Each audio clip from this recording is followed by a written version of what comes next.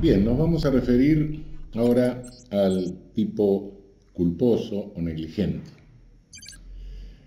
Eh, Se dice culposa a aquella conducta que el tipo individualiza, como vimos, lo habíamos adelantado, no en función del objetivo, no en función del fin que se propone el agente, sino de la forma defectuosa en que programa la causalidad.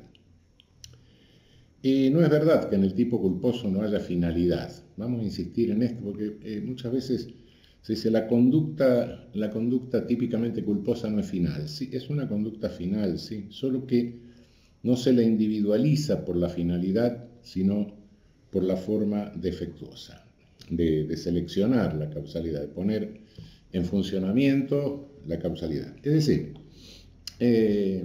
ya varias veces dijimos, la conducta primero nos proponemos una finalidad, seleccionamos mentalmente los medios para obtener esa finalidad y finalmente ponemos la causalidad en funcionamiento, ¿no? De estos tres pasos, es en este segundo donde está la negligencia, es decir, el segundo momento en el que está el defecto, es decir, no se pone el debido cuidado al seleccionar los medios para obtener la finalidad de que se trata. Quiero ir a La Plata. Bueno, selecciono los medios, tengo que subir a la autopista con el auto. Pongo en funcionamiento la causalidad, subo a la autopista con el auto. Pero quiero llegar en tantos minutos, no puedo llegar en tantos minutos, excedo la velocidad, provoco un resultado porque programé mal la causalidad para obtener la finalidad. La finalidad de ir a La Plata no está prohibida, pero lo que está prohibida es la forma en que selecciono los medios para llegar. Los tipos culposos, todos los tipos culposos son tipos abiertos, porque es necesario cerrar el tipo. Negligencia, bueno, a veces imprudencia, negligencia, se dice esto confunde un poco. Imprudencia y negligencia no son dos formas de culpa. En realidad la negligencia, podría decirse que todo es negligencia. Es decir, imprudencia es actuar con negligencia también. La idea de negligencia es mejor, porque es que está faltando algo, y que ese que está faltando es el cuidado debido, ¿no? Cuidado debido en seleccionar. Los tipos culposos son tipos abiertos necesariamente porque tengo que saber en cada caso, con cada comportamiento, cuál es el cuidado debido. Y para saber eso tengo que saber qué se proponía el sujeto, qué clase de conducta está realizando el sujeto. No hay un cuidado debido general, no, hay un cuidado debido respecto de cada una de las múltiples conductas que desarrollamos en la vida, en la interacción, etc. Tenemos que tener cuidado al caminar, de no chocar con alguien, no pisar a la gente que está alguien que está en el piso, no empujar a nadie. Hay un cuidado debido en el conducir un vehículo, hay un cuidado debido en el médico, hay un cuidado debido en dar una inyección. Depende. Entonces, siempre que nos encontramos con una conducta que pretende ser típicamente culposa o negligente, es necesario cerrar antes el tipo con el cuidado debido y para eso tenemos que atender a la finalidad de la conducta. Esto nos está indicando que la finalidad no solo es un dato óntico de la conducta, toda conducta típica y también de la negligente, sino que es un dato que lo necesitamos jurídicamente. Pensemos lo siguiente, un automóvil sale de una cochera y lesiona a una persona que está transitando por la acera. Puede ser que haya un sujeto manejando el automóvil que viola el deber de cuidado que debe tener el conductor de un automóvil cuando atraviesa una acera, un lugar transitado. Pero también puede ser que no hubiese conductor y el auto se hubiese desplazado. Entonces el deber de cuidado debido que se violó es el de fijar, el de asegurar cualquier cosa pesada que se puede desplazar y lesionar a alguien. Puede ser también que que el automóvil estuviese estacionado adentro de la cochera y alguien que no sabe manejar accionó la llave de contacto. ¿Qué cuidado debido violó?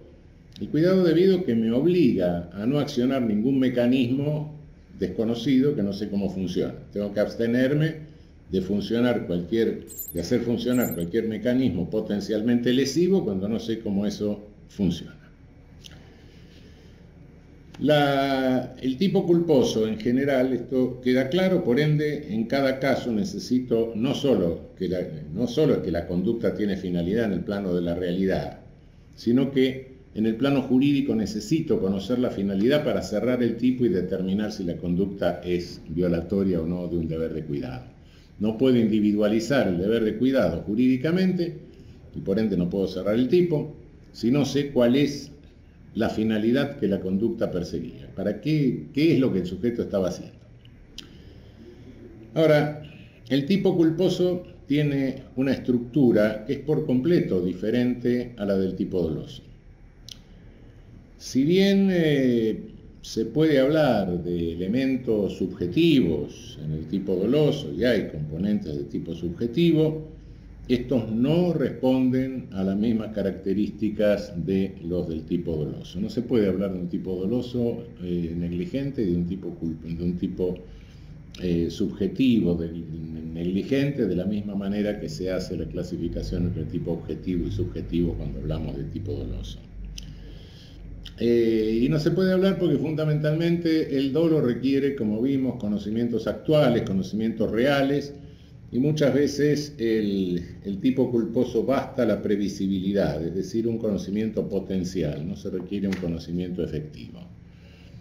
En cuanto al aspecto imputativo, no solo es insuficiente el criterio de dominabilidad, que solo existe en alguna culpa temeraria, en una negligencia temeraria, y tampoco existe participación, pues todos los casos son de autoría o bien son atípicos.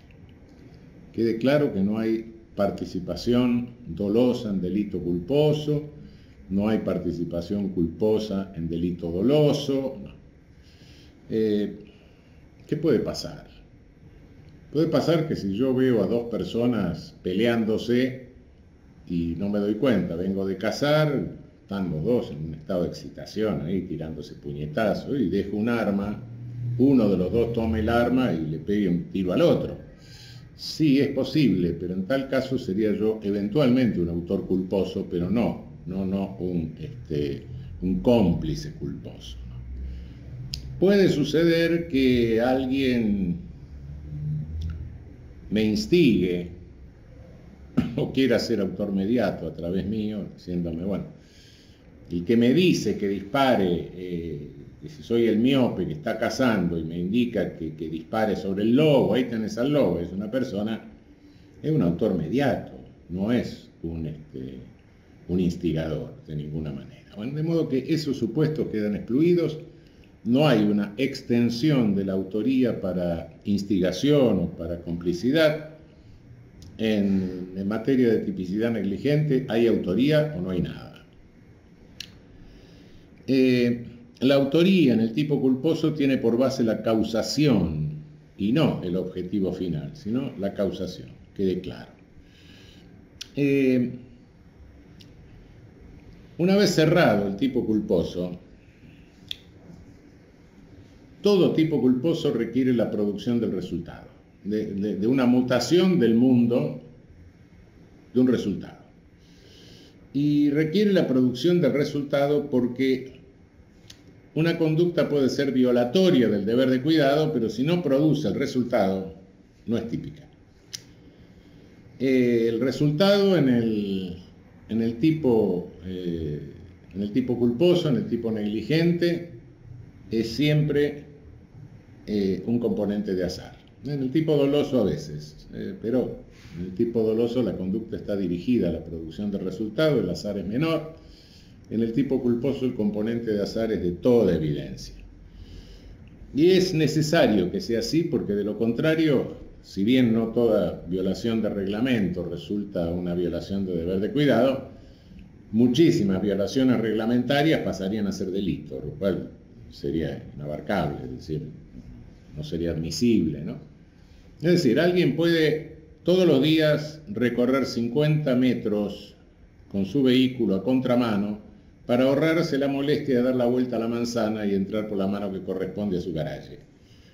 Bien, lo puede hacer todos los días del año, 365 días y no pasa nada. El día 366 lesiona a una persona. Bueno, ese día la conducta es típica. No hay nada que hacerle. De otra forma, se ampliaría la tipicidad negligente de una manera que una sociedad no lo resiste. Segundo requisito elemental de la tipicidad negligente es la previsibilidad del resultado. Si el resultado no resulta previsible, bueno, se trata de un accidente, de un caso fortuito. Existe una negligencia cuya gravedad elimina toda duda respecto de la violación del deber de cuidado y la previsibilidad del resultado, es la que se presenta cuando el juzgador, es decir, el juez como tercero, observa y desde el punto de vista objetivo dice: acá hay un plan para producir el resultado. Es decir, el que está viendo que alguien circula a contramano por una ruta y a alta velocidad dice: este es un suicida. Es decir, hay una tipicidad dolosa objetiva. Luego, en lo subjetivo, no se confirma eso. No. Son los casos de dolo eventual, evidentemente. Son los casos en que en lo subjetivo no se confirma porque el sujeto tenía razones más que fundadas, etcétera, y perfectamente creíbles para creer que iba a evitar la producción del resultado. Pero desde el punto de vista objetivo, sí, ahí, en esos casos de culpa temeraria, de negligencia temeraria, tenemos una tipicidad dolosa objetiva, que no cierra el tipo doloso justamente por esa razón, ¿no? Excluimos el dolo eventual y decimos: no, acá hay una culpa que tuvo representación, sí, pero sigue siendo culpa. Ahora, fuera de este caso de culpa temeraria, ¿no?, en la culpa común, en la culpa corriente, en la culpa que no es temeraria, para distinguirla necesariamente del accidente, el requisito siempre es la previsibilidad. El deber de cuidado no deja de ser objetivo en razón de la previsibilidad. Y en este caso, el sujeto puede haber previsto, puede no haber previsto, pero le era previsible. Por eso les digo, hace un momento les digo, los elementos del tipo culposo o negligente, los elementos subjetivos, no son los mismos del tipo doloso. En el tipo doloso, cuando tenemos los conocimientos que requiere, son conocimientos reales. Acá basta con la previsibilidad. Y al respecto de esto tenemos que entender las conductas que son corrientes, usuales, caminar por la calle, etc. Son conductas normales, de aquellas conductas respecto de que son de riesgo, aquellas conductas particularmente de riesgo. En las últimas, en estas conductas de riesgo,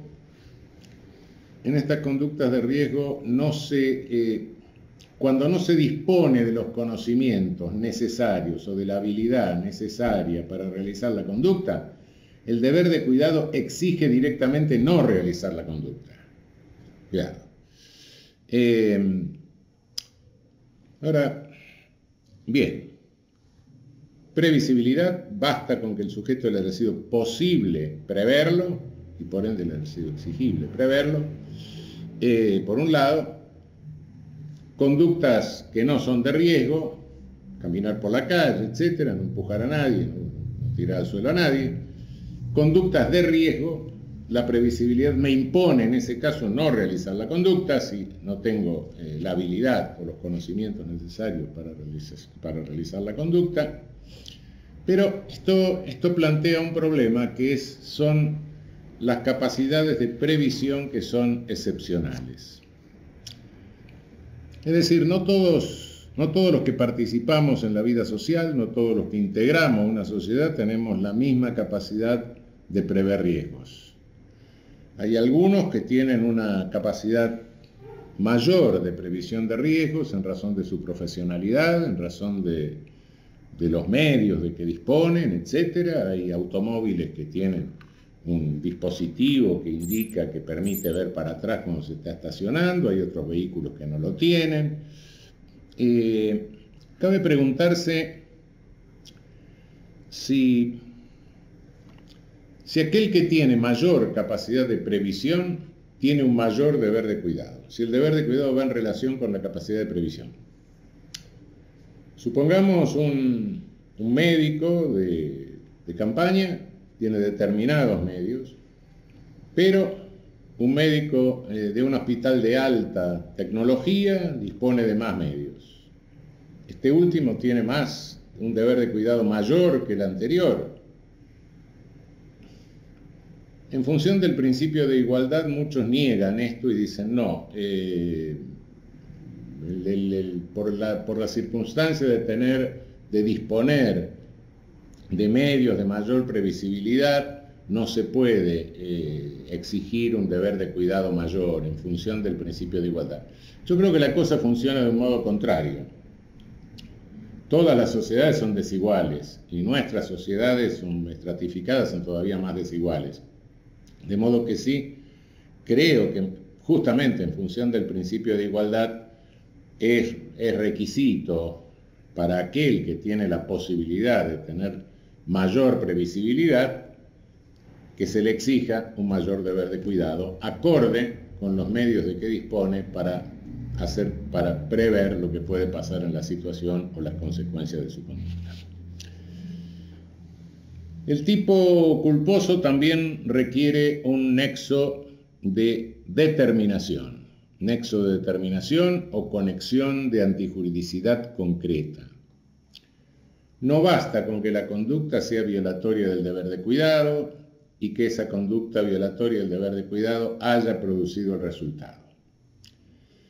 El nexo de antijuridicidad concreta o el nexo de determinación es el que permite establecer que el resultado se produce justamente en razón de la violación del deber de cuidado.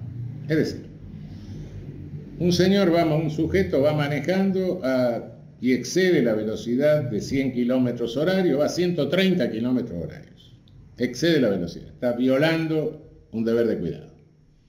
Hay un suicida arriba de un árbol que está esperando que pase un auto y a 10 metros del vehículo se le tira adelante, el sujeto lo arrolla, el automóvil lo arrolla y le produce la muerte. Si el sujeto hubiera manejado a 100 kilómetros, en 10 metros hubiera podido detener el vehículo, no, evidentemente no. No. De modo que, aunque hubiese cumplido con el deber de cuidado, el resultado se hubiese producido de la misma manera. Entonces, hubiese sido una observancia inútil en el caso respecto de la violación del deber de cuidado. Es decir, imponer o penar observaciones de deberes de cuidado que son inútiles en el caso concreto. Es decir, la conexión concreta de antijuridicidad falta en este caso. Pero también hay una conexión abstracta de antijuridicidad que hay que tener en cuenta. Hay que tener en cuenta cuál es el objetivo de la norma que fija el deber de cuidado. Porque si el objetivo de la norma que fija el deber de cuidado no se refiere al resultado, esto no tiene nada que ver. Y concretamente lo siguiente. Una norma que dice prohibido fijar carteles. Bueno, el sujeto fija carteles. Bueno, viola la norma prohibido fijar carteles.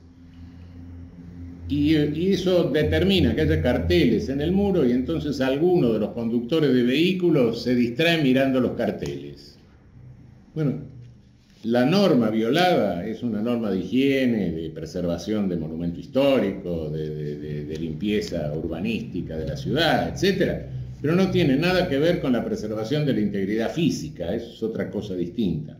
El objetivo del deber de cuidado no está referido al resultado que se produjo.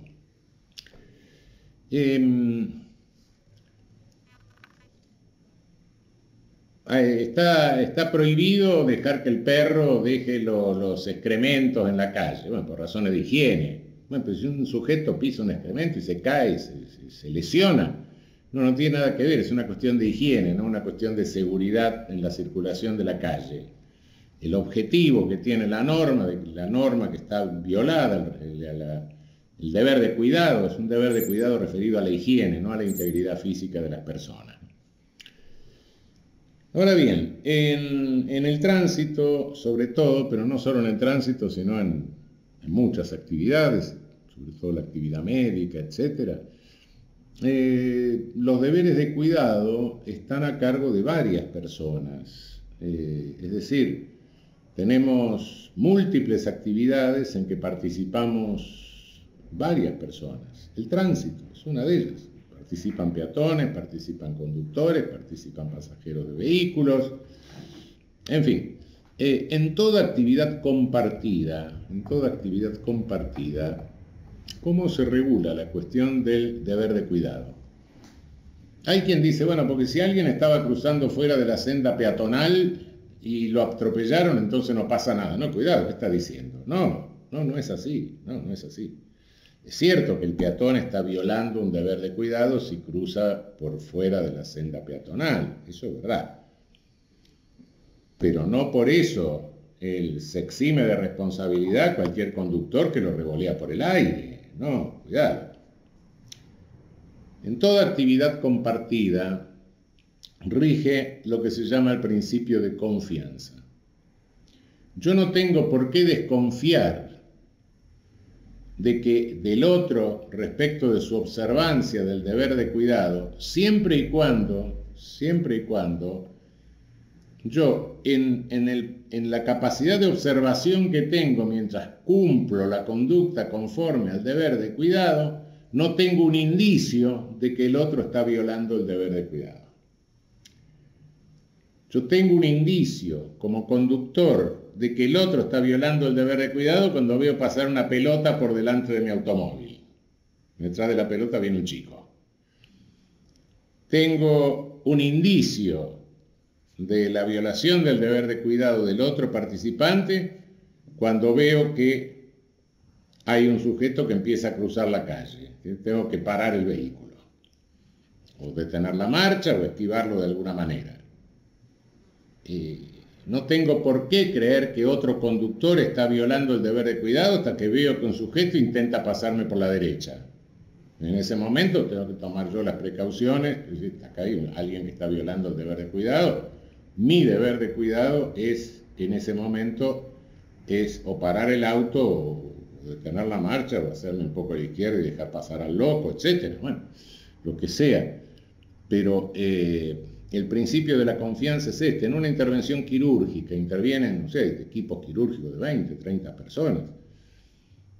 La ley de responsabilidad médica se le ocurrió decir que el jefe de equipo es responsable de todo, ¿no? El jefe de equipo penalmente no puede ser responsable de todo. Ahora, si el cirujano está viendo que viene menos sangre, le tiene que decir al anestesista, mirá que acá está viniendo menos sangre. Bueno, pero eso pero no se puede responsabilizar a alguien por todo lo que hace el conjunto. En el principio de la confianza funciona de esta manera, ¿no?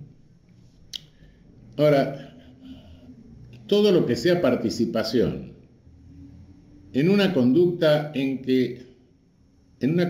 riesgosa de otro, asumida de otro, es decir, la víctima no se preocupa por su integridad física y toda la participación que yo pueda tener es atípica. Cuidado. Si yo le presto dinero a una persona que me pide dinero porque quiere volar en un parapente un día de viento, y bueno, es una decisión de él, yo le presto el dinero, vuela en el parapente, lo agarra el viento y se da contra una pared o queda colgado de un árbol. Bueno, pero eso, la violación del deber de cuidado es en la víctima respecto de su integridad física, siempre y cuando se trate de una persona normal, adulta, etcétera, ¿no? También tampoco entran dentro de la tipicidad aquellos resultados que se producen cuando ya alguien se ha hecho cargo de la situación y tiene el deber de neutralizar los riesgos. Es decir, puede ser que yo por imprudencia o negligencia ocasione un accidente de tránsito en el cual ha habido abolladura de latas, guardabarros, etcétera, quedan los autos ahí. Viene la autoridad policial, se hace cargo de los vehículos, se lleva los vehículos remolcándolos y en ese momento se produce otro hecho con unas consecuencias lesivas. No, desde el momento que la autoridad policial se hizo cargo de los vehículos y tuvo tiempo y tuvo ocasión de neutralizar cualquier riesgo, a partir de ese momento los resultados que se produzcan son atípicos respecto de los protagonistas del primer accidente con abolladura de guardabarros, etc., ¿no?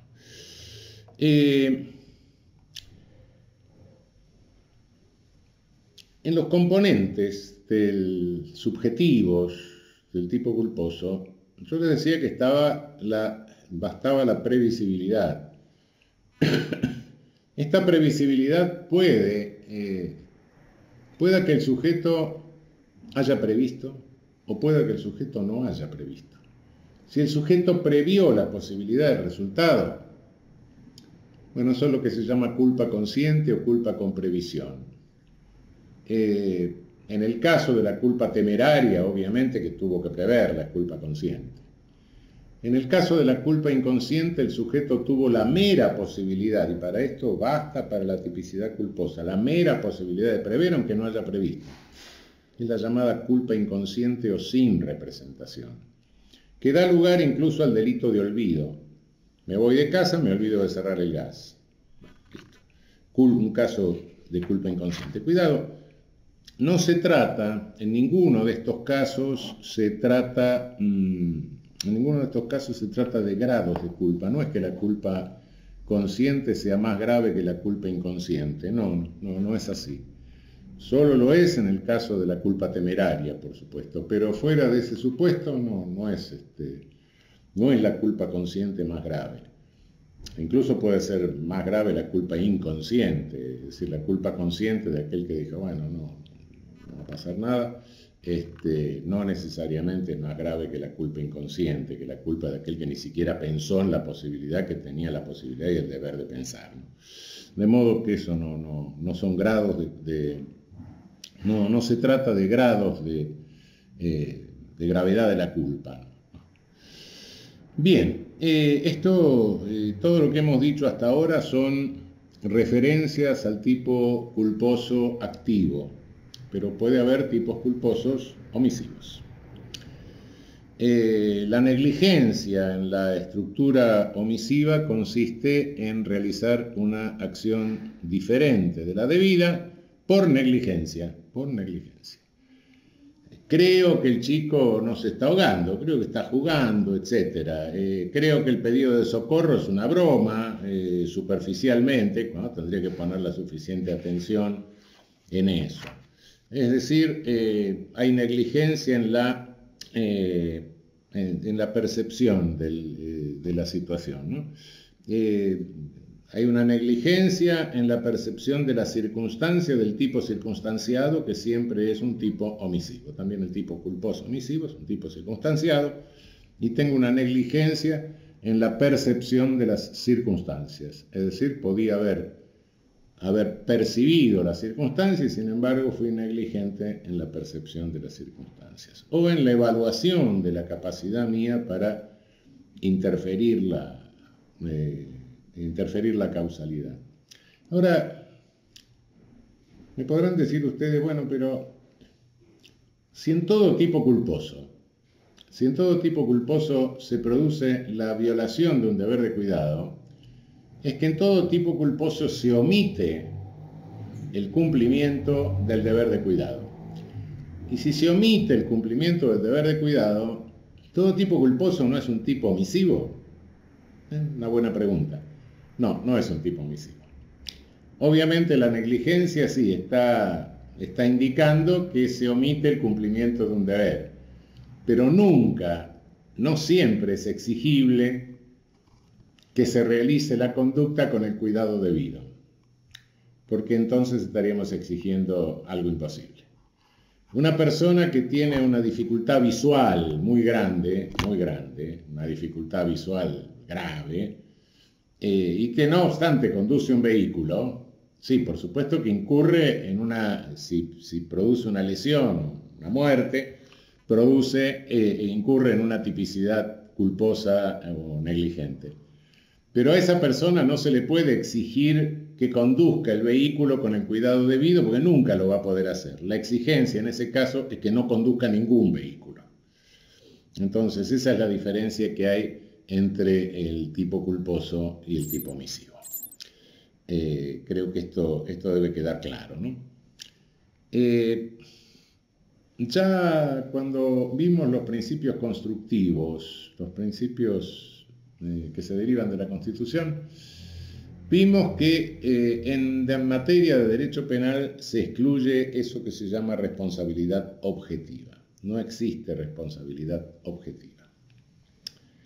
La responsabilidad penal a nivel del tipo solo puede ser por dolo o por culpa. No hay otra. De modo que los tipos pueden ser activos, omisivos, pero tienen que ser dolosos o culposos. La responsabilidad objetiva no existe. Sin embargo, el principio que vimos, el versar in re licita, el principio que nuestro derecho positivo rechaza, es decir, el que quiso la causa, quiso el resultado, es un principio que no tiene vigencia entre nosotros, que es según el cual se podría consagrar la responsabilidad objetiva.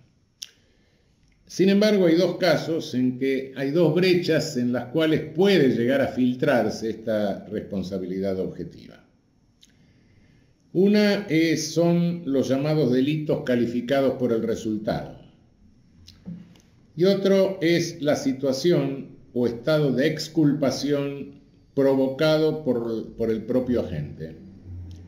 De esto último nos vamos a ocupar, para no confundir y no adelantar un tema, nos vamos a ocupar cuando tratemos de la culpabilidad. Pero de los delitos calificados por el resultado vamos a decir dos palabras ahora. Hay figuras que son complejas en nuestra legislación positiva. Por ejemplo, hay tipos dolosos que están calificados por otros resultados dolosos más graves, como el secuestro con lesiones graves, con lesiones gravísimas, o con homicidio, el artículo 142 bis, el penúltimo párrafo en nuestro Código Penal. Hay tipos dolosos que se califican en razón de la producción de conductas negligentes, de resultados negligentes, que es el secuestro con resultado de muerte. Ahí el resultado no tiene que ser doloso, basta con que el resultado sea culposo. Es el 142 antepenúltimo párrafo. Hay tipos culposos que tienen resultados culposos más graves, que, son el estrago culposo con resultado de muerte, del 189.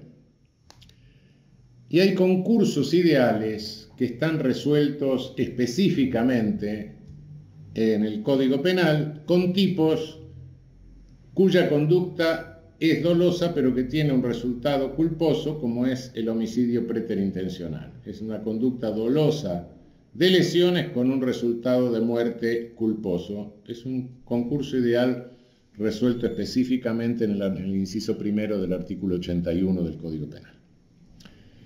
En ninguno de estos casos funciona el versar in re licita.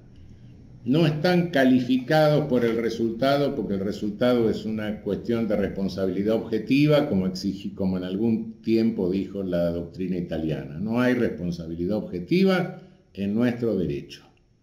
Como vimos, en uno de los casos hay dolo con otro resultado doloso, en algunos de los casos hay dolo con resultado culposo, en otros es culpa con otro resultado culposo más grave, y en este último lo que tenemos es dolo con un concurso ideal de dolo con un resultado culposo.